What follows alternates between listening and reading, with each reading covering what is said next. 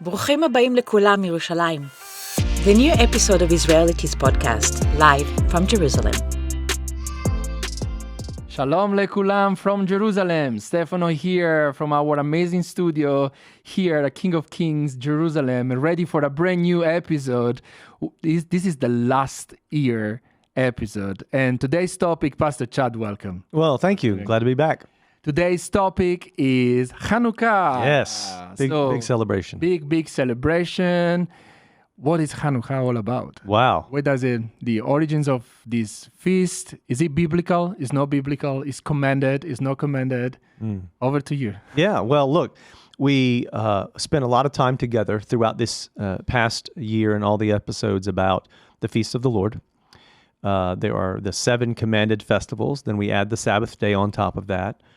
But then there are 2 other festivals that are very traditional in Judaism and Messianic Judaism, very big here in Israel. One of them is Purim, right, from the book of Esther, and we do that celebration.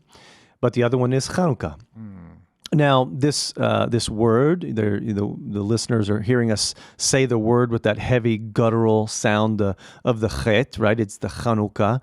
And this comes from the dedication. It means to dedicate something or to inaugurate something. It can be the kind of the rebirth of something at the same time. And then if you look at the history of this, it's very interesting because when we come to the end of the Tanakh, the end of the Torah, the prophets, and the writings, what we might call the Old Testament today, right? We have several hundred years, 300 plus years after the last prophetic book is written until we see the book of Matthew pick up with the birth of the Messiah.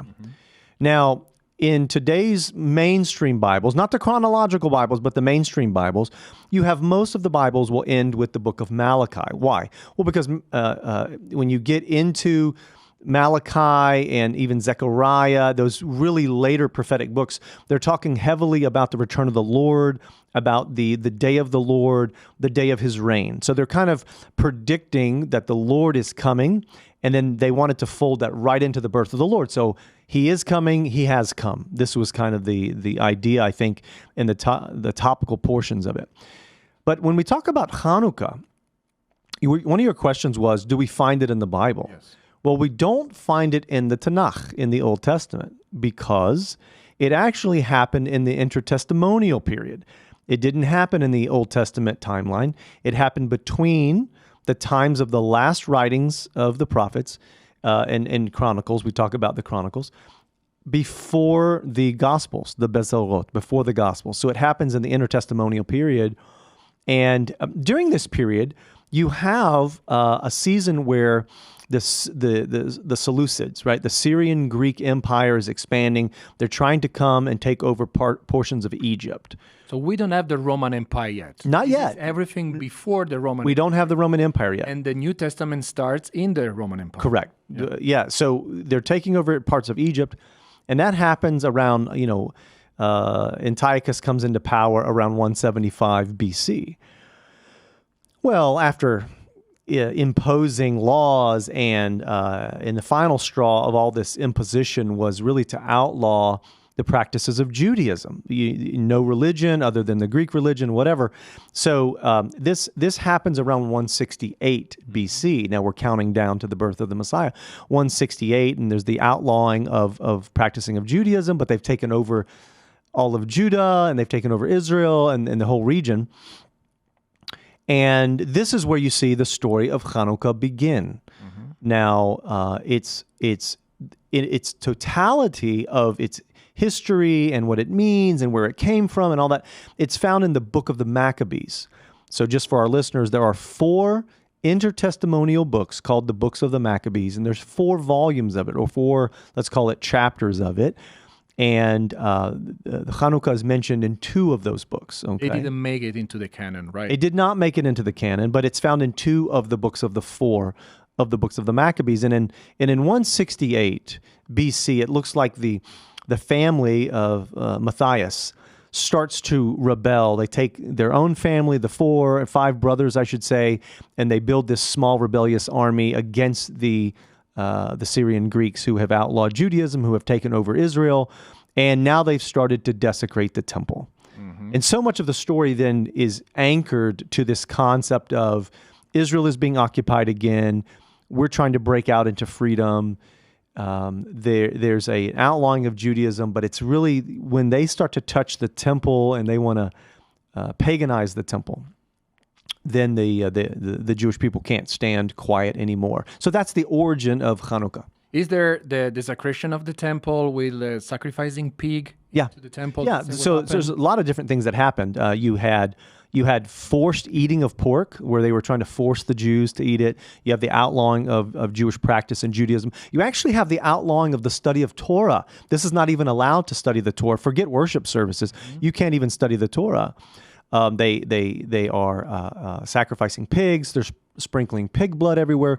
They're also desecrating the articles that are found in the temple, whether it be the menorah or the altar or the bronze basin, whatever, they sprinkle pig blood on this, and a whole lot of things on purpose, very much to disrupt the flow of worship and the study of the Torah. And when it goes back to the outlawing of the study of the Torah, this is where we get the practice of spinning the dreidel. You see, the history of the little top, the little spin dreidel top, it comes from once the law had been given that you couldn't study the scriptures. What the Jewish people would do was they would gather around tables. They would put some coins on the tables. They would spin the little top when they heard the army coming, when they heard the police coming. And when the police were not there, they would take out the scrolls. They would study the scrolls. But when they heard them coming, they would put the scrolls away quickly, take the tops out, spin the tops. And the Syrian Greeks kept thinking that they were gambling. So it's interesting that the practice or the fun tradition, the games of the dreidel actually come from the outlawing of the study of Torah.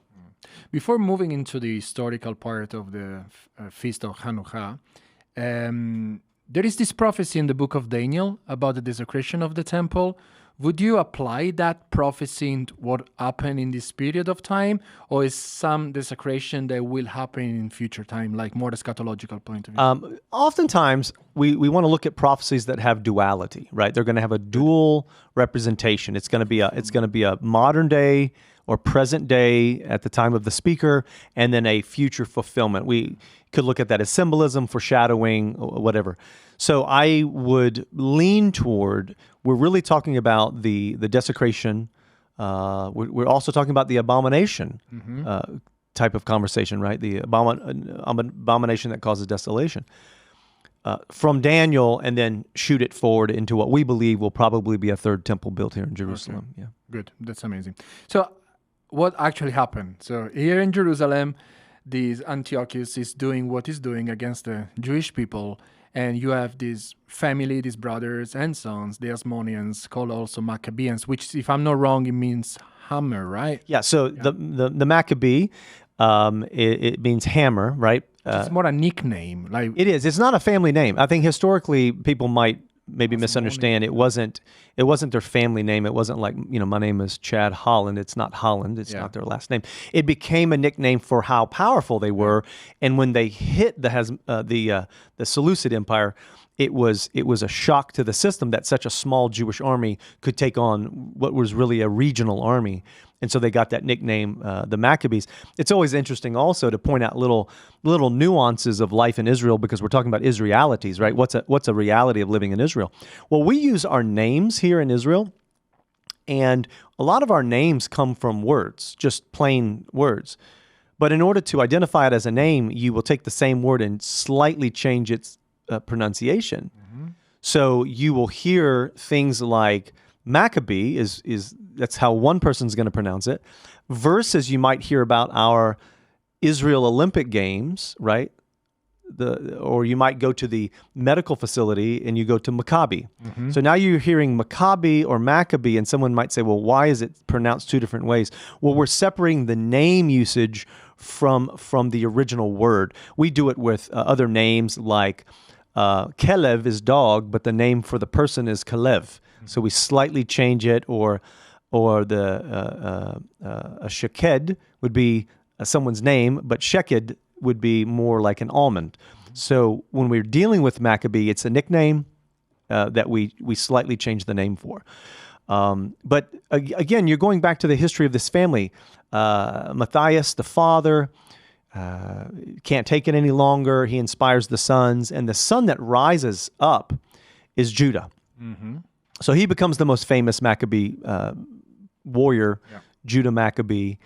There's a whole history that ends up happening, but basically they form this small rebellious army.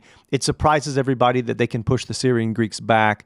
The goal is to first take back over the temple. That becomes the goal number one. Then once they are successful, in about 165, so the war starts in 168, it lasts until 165. A lot of people don't know that. They don't necessarily realize that in the history timeline, it takes almost 4 years. Wow. So this is not a short war. Israel's been in many wars, depending on where we are right now. We've been in recent wars as well. But this war lasted almost 4 years, and then they were able to take back over the temple. And it was once that temple had been reclaimed, then they were able to go in and see all of the desecration. And then this begins a whole nother process and chapter of the story. And then there is the most famous miracle happening in that day or in that week, about the 9 days. Mm-hmm. There's not enough oil. Right. And then tell us more about that. Well, they go into the temple now that they've been fighting for years, and they kind of free up the temple. It's back to the Jewish people. They're starting to inspect everything. And on the one hand, you can cleanse, you can wash, you can do it with water or oil or soap or whatever you're going to clean it with, and you can get the altar back to beautiful and everything. But you still have to light the ner tamid. You still have to light the eternal flame. Mm-hmm. And you can only do that as prescribed in the Torah, that it comes with a special prescription oil mixture. But the oil mixture, you can't make it overnight. It takes a while to make it. And when they go through the temple storehouses, they only find a tiny bit of oil that has not been touched with the desecration of the pig blood and everything else. So they, in faith, this is what's an amazing part of this miracle, is they walked in faith. They knew God would see their heart. And even if they thought, hey, we're going to go ahead and light the flame with the special oil that hasn't been touched, and we know it's not going to last long enough before the other oil batch can be made, in faith, they lit it. And that's where the miracle comes from. It should have been enough for 1 day. They went ahead and lit it in faith, and it lasted 8 days until the other batch could be finished and brought to the temple. And then they were able to light everything that needed to be lit, from the 7-branch menorah to the ner tamid to incense and everything else that had to be lit. But this is also why we have what we call on the Feast of Chanukah, the Chanukah. Mm-hmm. This is different than the menorah. The menorah was prescribed, commanded by God, to be a 7-branch candelabra in the temple. But the Chanukah, number one, it wasn't commanded. It is honoring the miracle, it's honoring God, it's honoring the day, it's honoring the rededication of the temple. But it's a 9-branch. So 8 days of oil, of the miracle of the oil. So that's where 8 of the branches come from.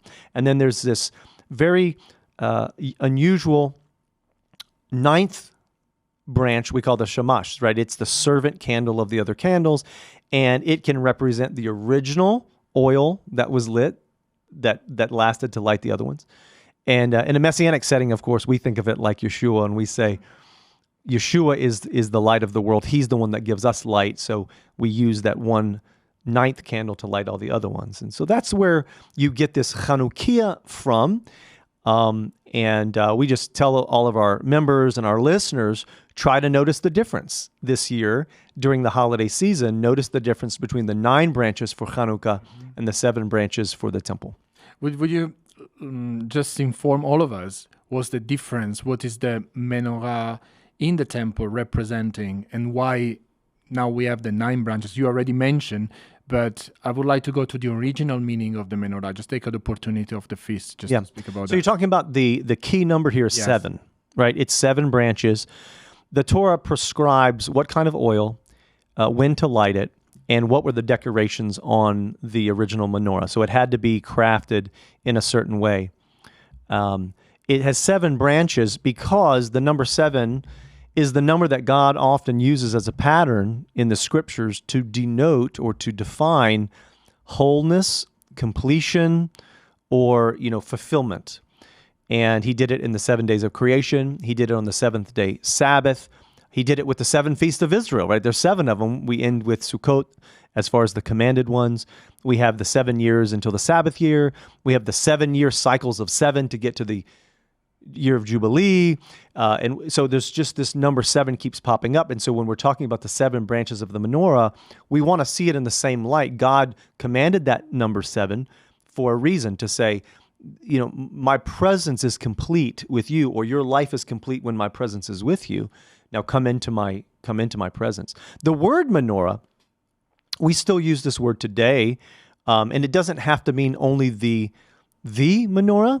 And so you might hear a slight difference when speaking to Israelis. Some of them will say menorah, meaning any candelabra, versus ha-menorah, the menorah. And when they say the menorah, they're talking about the one represented in the temple. You're going to hear variations of the difference from the original menorah to the Chanukah. You might hear something like the Hanukkah menorah. They mean the 9 branches, different than the regular menorah. So again, you have a play on words. You have a difference of words and how it's used. For me, it was interesting for our followers and viewers to mention that, because here in Jerusalem, we actually have the golden menorah that is ready for the third temple. So you can actually go, is according to what we read in Torah, the same dimensions, the same heights, the same weight, the same amount of gold. And it's really interesting.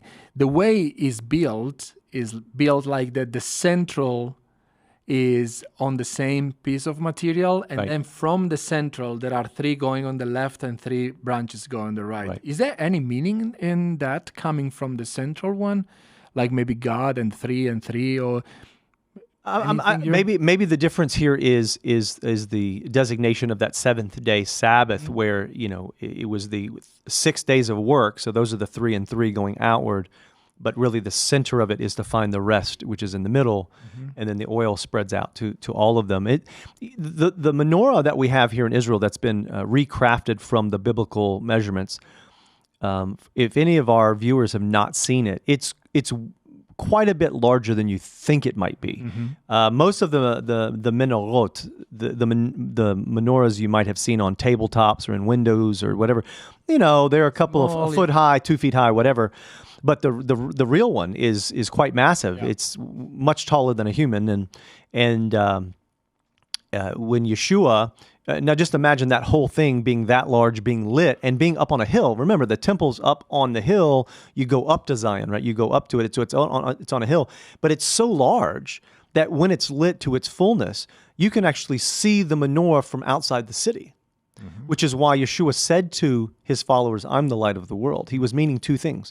He was meaning, number 1, Genesis chapter 1.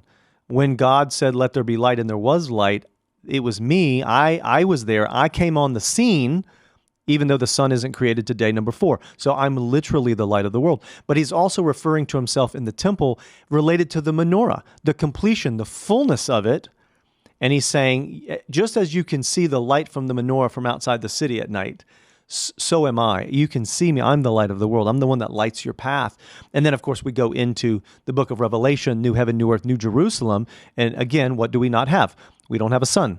We don't need a sun because we have Yeshua again. So 3 different times he makes reference to really being the light of the world. And in the tabernacle and the temple, there's no electricity. There are no switches. You switch on the light. So the only light that you can have in the holy place is the menorah. Yeah. That's why you keep it always on so that you can see inside. The curtains are very thick. Sure. The light doesn't come in. So that is even more important to refer to you. Well, here's a little detail that maybe our members would love to look up, and that is, notice what the material articles have to be made out of, right? It's your bronze, your gold, your silver, so it's all shiny, metallic metals. But also notice at sometimes it'll say hammered this, hammered bronze versus polished. And the reason that's always important is because when you polish the metal, it becomes a reflective material. And since the only light you have is the menorah, then it needs to reflect off the polished metal articles, giving a little bit more light to what was happening in the temple. That's why Yeshua tells us as well that we are the light of the world. We are the light of the world. We reflect his original light. Exactly. Yes. That's really amazing.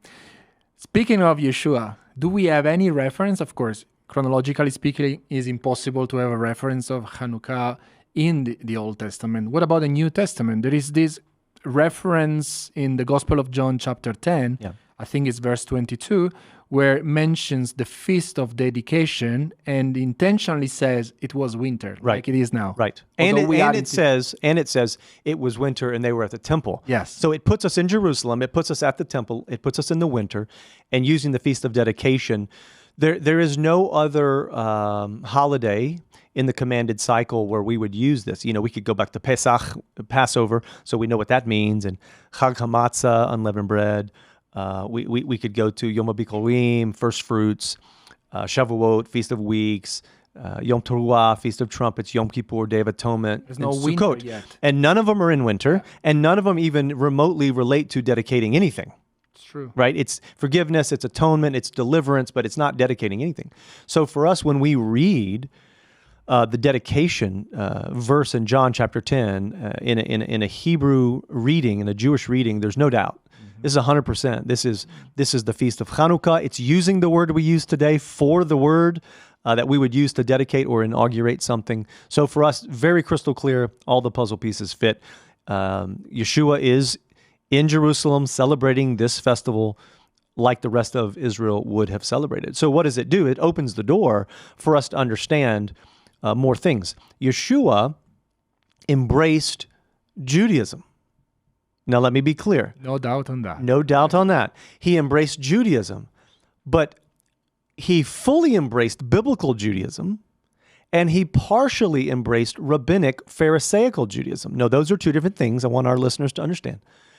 The Pharisees continued to make up new rules. It's all written down several times in the New Testament. You obey the words of men more than the laws of God. You tie new laws and make the loads heavy on the people, and God did not inspire those. So we know that there's a biblical Judaism, which Yeshua kept 100%.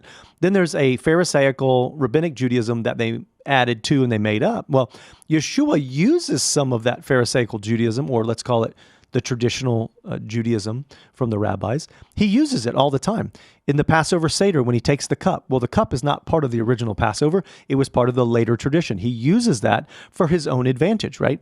And I think the Feast of Dedication is something similar. He's going to use the festivities, the time around the temple to teach. He doesn't say, and by the way, this is a bad holiday, you should not be practicing.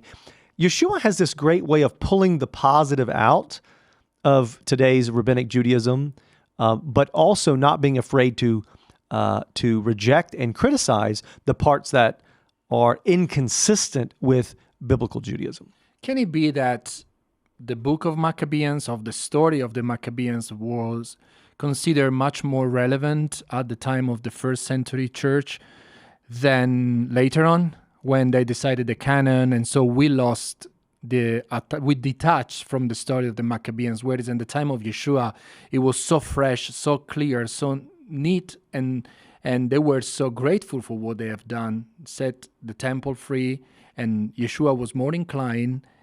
And I'm speaking a little bit of terms of replacement theology here. Is it possible that because of the canon, we detach from books like Maccabees or the Book of Enoch because of the decision that was made? But it's also important to be, where are we on the timeline? So by the time you get to the canonization of the early Christian fathers and in the criteria that they are looking at, we're not doing that necessarily from Jerusalem. We're not doing it in the midst of Messianic Jewish headquarters. We're not even doing it in Israel.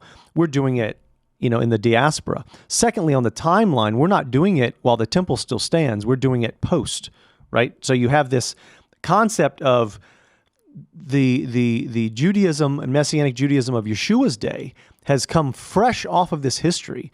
They're still worshiping in the very temple that the story is about.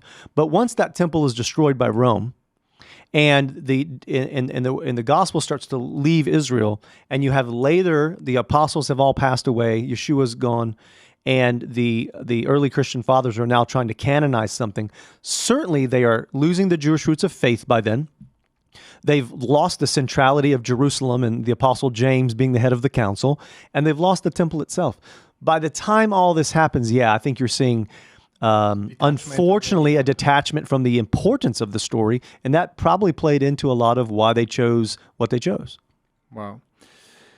How do we celebrate Hanukkah today? We actually reabsorbed the Hanukkah. I mean, it's such a fun festival, and most of the time it falls at my birthday, which is the 14th of December. Yeah, happy birthday. Thank you.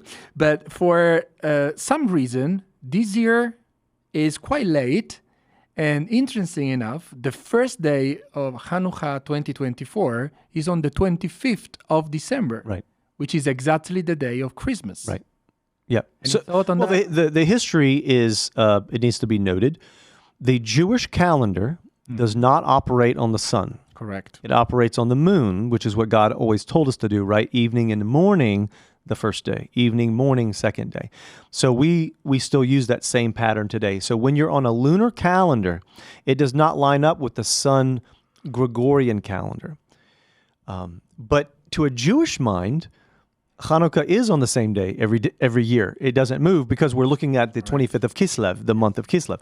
So it lands on the 25th of that month every year. It's just that the two calendars don't line up. So sometimes you're going to see it at as early as, and this has happened before, as early as the last week of November. That's happened before.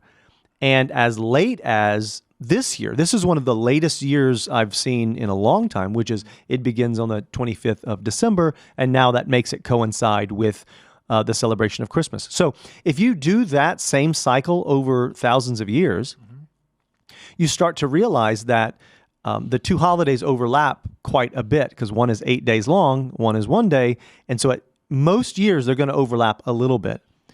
They start to impact one another, the two holidays. So how do we practice here in Israel? Of course, we're going to light the Chanukah, one candle for night 1, 2 candles for night 2, and we're going to do that through all 8 days. We're going to use the shamash servant candle to light the other ones.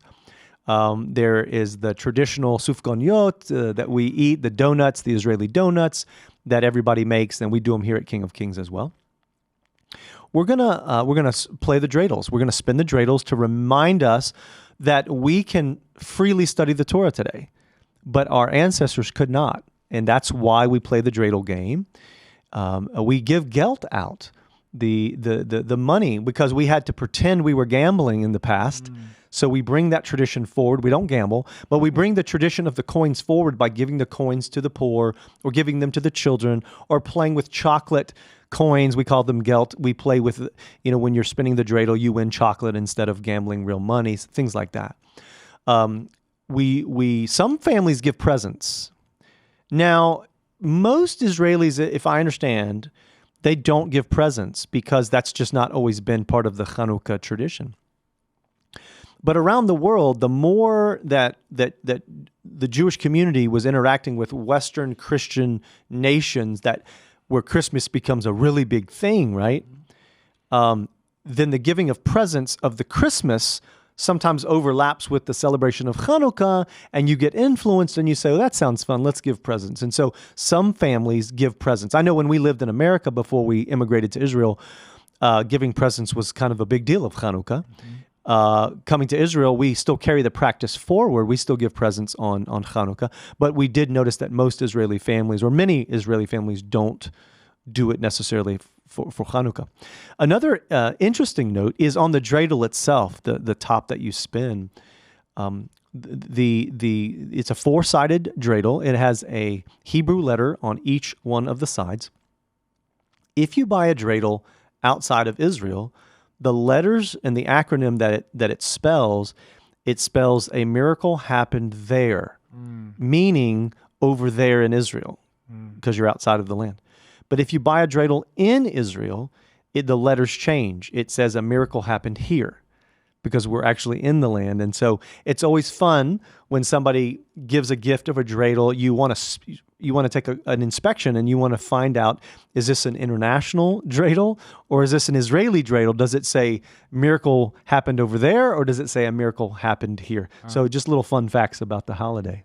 Speaking of Christmas, we already recorded an amazing episode about Sukkot and why we may lean on the fact that maybe Yeshua is born more on Sukkot. Yeah, a lot of puzzle pieces fit. Yeah. So go into our archives on Israelity Podcast and look at the Sukkot, where you will find a lot of material over there. But what about Christmas here in Israel, here in Jerusalem? Well, we're in the middle of all the, so many holy sites, right? Now, Yeshua wasn't born here in Jerusalem. He's born in Bethlehem, in Bethlehem.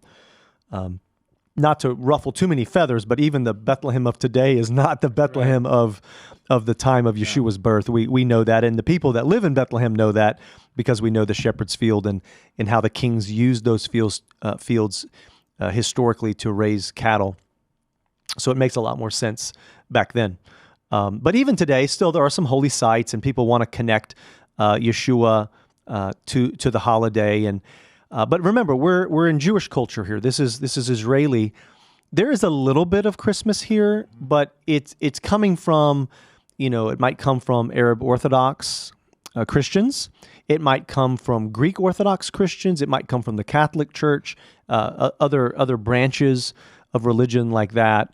I have noticed over the years that some secular Jewish people, mixed marriages, they're bringing over some Christmas traditions, and it's more of, how would I describe it? It's more just neutral to them. It doesn't have a lot of religious meaning. It definitely doesn't mean Yeshua. It just means nothing. It's something the Westerners do. It seems fun. There's a lot of commercialization on it. So let's have fun and give gifts and celebrate the Christmas. The stories of Santa Claus and all that stuff. It's just so foreign to Israelis that it's really not even part of anything you're going to see around here. There might be some Christian organizations like the local YMCA, for instance, because they're a Christian origin organization. They'll do a Christmas tree. They'll do a special Christmas service, Christmas caroling, and things like that. And some of our congregations have found that during the Christmas season, because it's such a novelty, it's such a unique thing that Israelis don't really grow up with, that if you do a party, or you do a caroling, or you do a special event, a worship night, it's well attended because people don't know what it is. And they're like, listen, let's celebrate something, let's have fun. And so we found that at times, if used wisely, we're not leaning into the paganism, we're not leaning into that. But if you use it wisely, it can be a great time to share the gospel with someone. That's amazing. Let's go back into Hanukkah. What's the meaning for us today? The spiritual meaning of Hanukkah for us today, and what is the prophetic inside of that? Well, we want to continue to look at this word Chanukah itself. It's the dedication. We want to remember that this word wasn't invented when the Maccabees, had their great victory. The word already existed in the Tanakh, right? So we're using it over and over. We're using it when we dedicate something. We dedicate a temple, we dedicate an article, we dedicate a child, we dedicate whatever it is, a marriage or whatever. So we want to be dedicated to the Lord. We want to be sanctified, set apart. You hear that word sanctify or lahakdish in Hebrew. It comes from the word kadosh, which we're all familiar with. But we want to dedicate our lives, our homes. For instance, when you put the mezuzah on your door, what are you doing? Well, there's a prayer that you say for the likboa at the mezuzah. You're gonna affix the mezuzah to your door, but it's a prayer of dedication. I dedicate this home. I dedicate this relationship or this business. Even they dedicate the business. So using that word, I think we can apply it today and just say, listen, our life is supposed to be dedicated to the Lord. When you go through immersion in water, that is supposed to be somewhat of a Chanukah action where you're dedicating yourself to the Lord in your future. So when we light the Chanukiah, what's what we're saying? Let's dedicate our life to the Lord. Let's be a light to the world.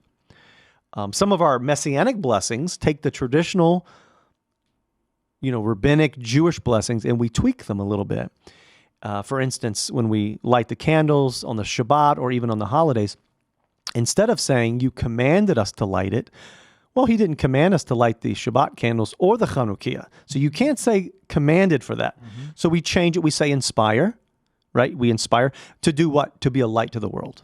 And so I think for us, these are two very easy, whether it's dedicate ourselves to the Lord, set ourselves apart, or whether it is to be a light to the world, very easy to connect these things to the festival of Hanukkah for believers. Yeah, and the prophetic meaning of Hanukkah? Well, I think for us, we're going to be looking forward to another temple, right? We see that there will be this third temple, that the Antichrist figure will rule from the temple temporarily. Yeshua will come back. We believe he'll take rule over that.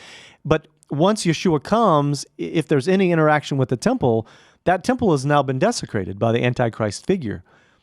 I'm not going to try to predict what that is or who that is or how they desecrate it, but it appears that Yeshua is going to come back and there will be some kind of rededication process that will happen to the temple, to the city of Jerusalem, to the nation of Israel, et cetera, et cetera. So we can see a prophetic picture of this moving forward as well. And then if we jump into the book of Revelation, as I mentioned already, Yeshua says, I'm the light of the world.